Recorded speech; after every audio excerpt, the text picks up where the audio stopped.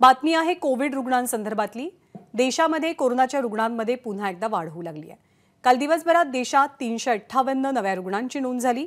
तर चिंतेची बाब अशी आहे की संसर्गामुळे 6 जणांचा मृत्यू झालाय। केरळमध्ये 3 मृत्यू, कर्नाटकमध्ये 2, तर पंजाबमध्ये एका रुग्णाचा मृत्यू झालाय। दुसरीकडे कोरोनाच्या नव्या व्हेरिएंटचा शिरकाव 11 राज्यांमध्ये झाल्याचं कळतंय। त्यामुळे आरोग्य मंत्रालयाकडून काळजी घेण्याचं आवाहन होत आहे।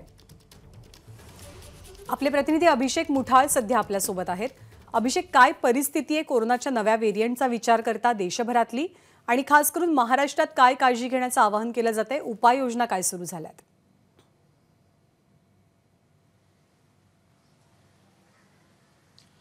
देशात जर का मागील 2 ते 3 दिवसांपासून पाहायचं तर आपल्याला 300 ते 350 दरम्यान जी कोरोनाचे रुग्ण आहेत ते आपल्याला आढळून येत आहेत। यामध्ये प्रामुख्याने बघायचं तर केरळमध्ये मोठ्या प्रमाणात कोरोनाचे रुग्ण जे आहेत त्यांची नोंद होताना बघायला मिळते आहे, ज्यामध्ये JN1 या व्हेरिएंटचा मोठ्या प्रमाणात रुग्ण देखील तिथे आढळून येत आहेत। महाराष्ट्राबद्दल जर का बोलायचं तर महाराष्ट्रामध्ये देखील आपल्याला 2 दिवसांपूर्वी सिंधुदुर्गमधल्या एका व्यक्तीला JN1 या व्हेरिएंटची लागण झाल्याचं आपल्याला पाहायला मिळालेलं होतं। मात्र काल आरोग्य विभागाकडून अशी माहिती देण्यात आलेली आहे की तो रुग्ण देखील बरा झाला आहे। त्यामुळे एकूणच काळजीचं कारण महाराष्ट्रात देखील आपल्याला दिसत नाही आहे। एकूण मागील काही दिवसांमध्ये हे कोरोनाचे आकडे जे आहेत ते महाराष्ट्रामध्ये देखील वाढते आहेत, आणि त्यामुळेच एकूण आरोग्य विभागाकडून देखील या संदर्भात खबरदारी घेण्याचं आवाहन करण्यात आलेलं आहे।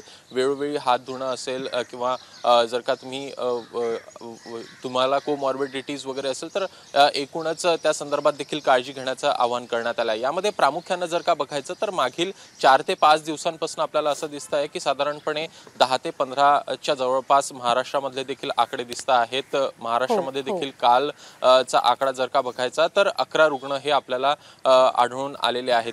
त्यामुळे या संदर्भात आज JN1 व्हेरिएंट संदर्भात आरोग्यमंत्री तानाजी सावंत हे बैठक देखील घेणार आहे, आणि त्या संदर्भात एकूण काय उपाययोजना आरोग्य मंत्र्यांकडून बैठकीचं आयोजन केलं जाते। खबरदारी घ्या, घाबरू नका असं आवाहन करण्यात आलेलं आहे। धन्यवाद या सगळ्या माहितीबद्दल अभिषेक।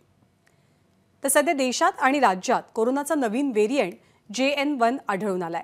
सिंधुदुर्गामध्ये कोरोनाच्या नव्या व्हेरिएंटचा एक रुग्ण सापडलाय। या पार्श्वभूमीवरती राज्याचे मुख्यमंत्री एकनाथ शिंदेंनी काल आरोग्य यंत्रणा तसंच जिल्हाधिकाऱ्यांची बैठक घेतली। राज्यभरातल्या आरोग्य संस्थांचं स्ट्रक्चरल, इलेक्ट्रिकल आणि फायर ऑडिट केलं जावं। सोबतच रुग्णालयांमध्ये विलगीकरण आणि ऑक्सिजन बेड्स यांची यंत्रणा सज्ज ठेवावी असे निर्देश मुख्यमंत्र्यांकडून दिले जात आहेत। सोबतच नागरिकांनी घाबरून न जाता कोरोना प्रतिबंधक सूचनांचं पालन करावं। राज्यभरातली यंत्रणा सज्ज आहे अशी ग्वाही मुख्यमंत्र्यांकडून देण्यात आली आहे। देशभरामध्ये नवीन JN1 हा कोविड व्हेरिएंट आढळला आहे। महाराष्ट्रात देखील काही रुग्ण आढळलेले आहेत, आणि त्या दृष्टीने आपल्याला आवश्यक ती खबरदारी, काळजी घेण्याची आवश्यकता आहे। फायर ऑडिट करण्याच्या देखील सूचना मी दिल्यात। औषधाचा साठा व्यवस्थित आहे की नाही ते देखील तपासण्याच्या आणि औषध साठा देखील व्यवस्थित ठेवण्याच्या सूचना या ठिकाणी दिलेल्या आहेत। 25 डिसेंबर नाताळ येतोय, 31 डिसेंबर येतोय, त्यामुळे नागरिकांनी जास्तीच काळजी घेण्याची आवश्यकता आहे, पण घाबरण्याची आवश्यकता नाही। तर कोरोनाच्या नव्या व्हेरिएंटच्या पार्श्वभूमीवरती आरोग्य यंत्रणेला सज्ज राहण्यासाठी निर्देश नेमके कोणते दिले गेलेत तेही पाहूया।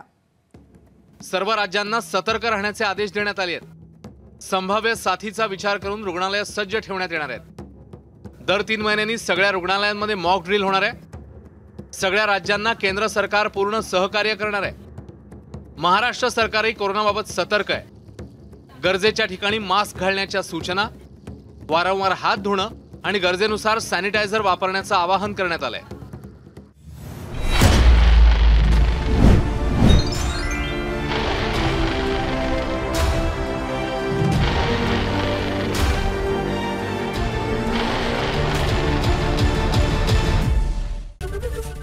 ABP माझा, उघडा डोळे बघा नीट।